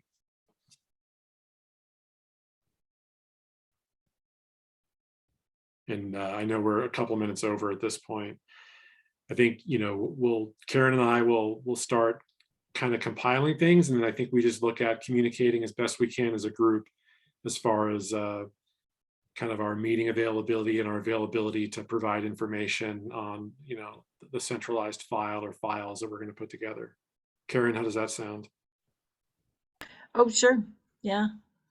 I would put a placeholder for a possible meeting, because if we try to schedule something like a, you know, next week, it's very unlikely that people are gonna have that hour, 2 hour chunk available. That we can always cancel it, but I would put a placeholder and then we can cancel.